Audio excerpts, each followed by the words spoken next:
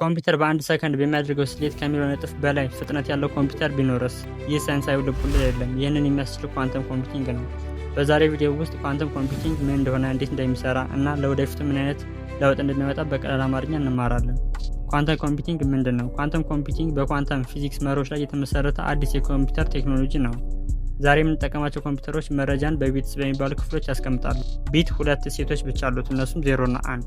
ኳንተም ኮምፒውተር ግን ኪዩቢት ይጠቀማል። ኪዩቢት 0 እና 1 ብቻ ሳይሆን ሁለቱንም በአንድ ጊዜ ሊይዝ ይችላል። ኪዩቢት ምንድን ነው? አንድ ሳንቲም አስበው፣ ሄድስ እና ቴል አለው፣ ወይንም ዘውድና ጎፈር የምንላቸው አሉት። መሬት ላይ ሲወድቅ ግን አንዱን ብቻ ያሳያል፣ ግን በአየር ላይ ሲዞር ሁለቱንም እንደሚወክል ይመስላል። ኪዩቢት በተመሳሳይ ሁኔታ 0 እና 1 ብቻ በአንድ ጊዜ ሊሆን ይችላል። ይህ ሱፐርፖዚሽን ብለን እንጠራዋለን። ኳንተም ኮምፒውተር ለምን ፈጣን? መደበኛ ኮምፒውተሮች አንድ መንገድ ከጨረሰ በኋላ ሌላኛውን ይሞክራል። ኳንተም ኮምፒውተር ግን ብዙ መንገዶችን በአንድ ጊዜ ሊመረምር ይችላል።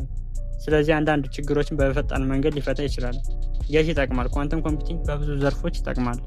አርቲፊሻል ኢንተለጀንስ፣ ሜዲሲን፣ ድራግ ዲስከቨሪ፣ ዌዘር ፕሪዲክሽን፣ ሳይበር ሴኩሪቲ፣ ፋይናንሻል ሞዴሊንግ፣ ስፔስ ሪሰርች የሚባሉ በብዙ ዘርፎች ይጠቅማል። ማን እየሰራበት ነው? ብዙ ቴክኖሎጂ ኩባንያዎች በኳንተም ኮምፒውቲንግ ላይ እየሰሩ ነው። ጉግል፣ አይቢኤም፣ ማይክሮሶፍት፣ አማዞን፣ ኢንቴል።